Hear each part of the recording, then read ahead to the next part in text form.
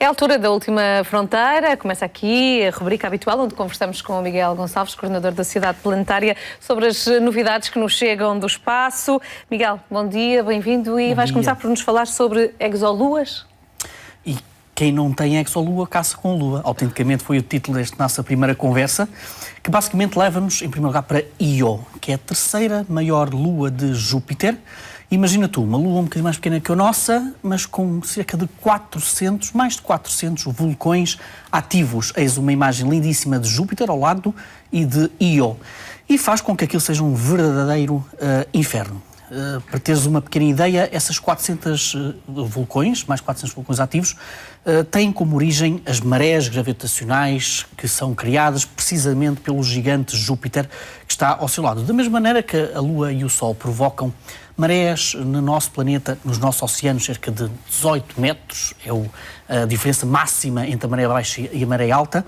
Imagina tu que as marés gravitacionais em Io, na superfície, nem sequer é em água, claro, não há água, mas na superfície de Io faz com que a sua própria superfície consiga inchar e cair, digamos assim, cerca de 100 metros. Ora, isto provoca um aquecimento terrível por baixo da sua superfície, o que dá origem a estes vulcões. Isto parece quase uma autêntica pisa, mas é verdade, é assim a superfície de Io, que a cada 100 anos é totalmente renovada devido precisamente a estes vulcões.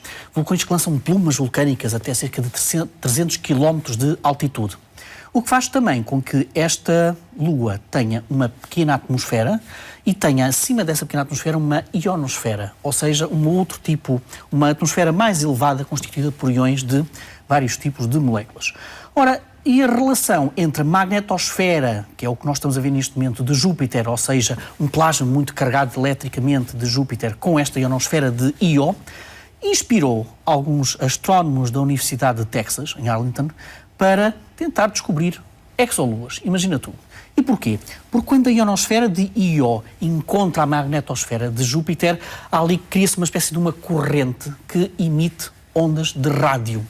E o que dizem os astrónomos da Universidade de Texas é mais ou menos o seguinte: bom, já que os nossos modelos atualmente, as nossas técnicas que nós temos hoje para descobrir planetas lá fora, não têm ainda sensibilidade suficiente para descobrir luas, porque uma lua é teoricamente muito mais pequena que os planetas, então façamos o seguinte: os radiotelescópios estão a ser construídos neste momento e os do futuro terão eventualmente a capacidade tecnológica para, noutros sistemas planetários, tentar encontrar precisamente ondas de rádio provenientes da interação entre as magnetosferas e ionosferas de outras luas. O caso de Io é particularmente interessante porque Io tem uma atmosfera de origem vulcânica, como nós já falámos aqui, mas não é preciso ter uma atividade vulcânica para ter uma atmosfera. Há um outro exemplo, por exemplo, de uma outra lua no nosso sistema solar, Titã, que não tem fenómenos vulcânicos, pelo menos que nós conheçamos, mas tem uma atmosfera. E, portanto, é possível nós, se calhar, encontrarmos o registro desse tipo de interações entre planetas e luas no outro sistema solar, à procura precisamente dessas ondas de rádio. Portanto, podemos não ter capacidade tecnológica para fotografar, identificar de uma maneira muito mais rápida exoluas, mas se encontrarmos emissões de rádio proveniente ou perto de um planeta gigante, somos capazes de ter aí uma prova de uma exolua. E estes cientistas de Texas até identificaram dois planetas que nós já conhecemos, dois planetas lá fora. É o caso de Gliese 876b, que está a cerca de 15 anos-luz, e Epsilon Eridani b, a 10,5 anos-luz, que, segundo eles, pode ser que com a nossa tecnologia que está aí a aparecer, podemos tentar procurar nesses dois planetas em particular esse tipo de emissões de ondas de rádio. Portanto, abre-se aqui uma nova maneira, uma nova técnica para tentarmos descobrir exoluas lá fora. E porquê é que as exoluas são tão importantes? Bom, vamos voltar ao exemplo do Sistema Solar. Porque nós sabemos que não existe vida em Júpiter ou em Saturno, mas sabemos que provavelmente, eventualmente, as luas ou alguma dessas luas que giram à volta desses planetas gigantes podem ter, teoricamente, capacidade para terem vida por baixo das suas superfícies gélidas. Portanto, as exoluas também são um dos alvos muito deliciosos dos nossos tempos para a astrobiologia.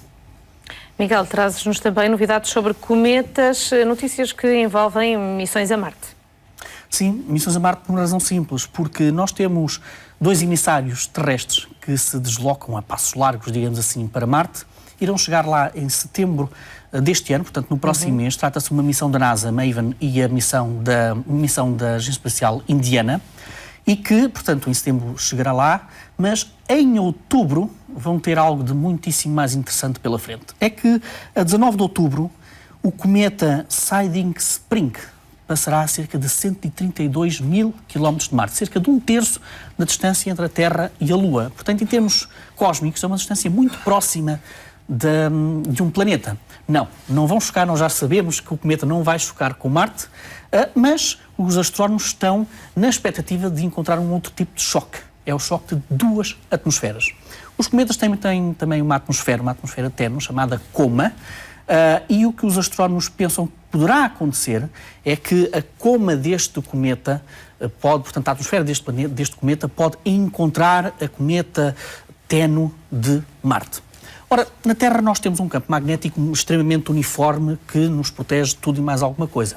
O campo magnético de Marte não é assim tão uniforme, é uma espécie de retalhos, tem ali umas centenas de hotspots, digamos assim, alguns locais em que o campo magnético não é tão intenso e, portanto, os cientistas esperam encontrar, eventualmente, imagina tu, auroras marcianas, algo absolutamente nunca visto.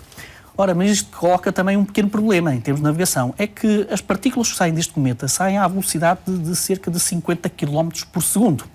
Uma partícula dessas, essa velocidade, se bater numa dos órbitas que estão à volta de Marte, pode estragar a missão. E então a NASA e a Agência Espacial Europeia já deram instruções aos seus órbitas para se colocarem entre Marte e o cometa. E, portanto, esses órbitas vão estar protegidos precisamente desse tipo de partículas dos cometas.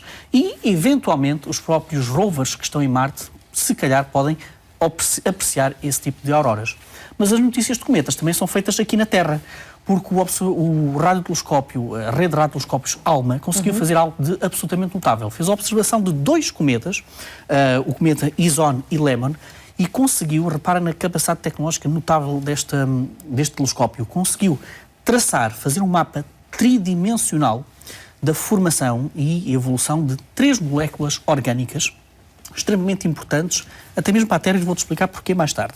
É o cianeto de hidrogênio, o isocianeto de hidrogênio e o formaldeído. E o ALMA conseguiu então traçar onde é que eles são criados, onde é que eles são feitos. E chegou à conclusão que o cianeto dispersa-se de uma maneira muito homogénea, à medida que sai do cometa, enquanto que as outras 2 moléculas saem em formas de jatos, em formas de aglomerados. E agora, certamente, estás a pensar na tua cabeça, porque é que isto é importante? Por uma razão simples, é que estes 3 tipos de moléculas orgânicas têm uma grande resistência à destruição à medida que um cometa entra na atmosfera. O que é que isto quer dizer?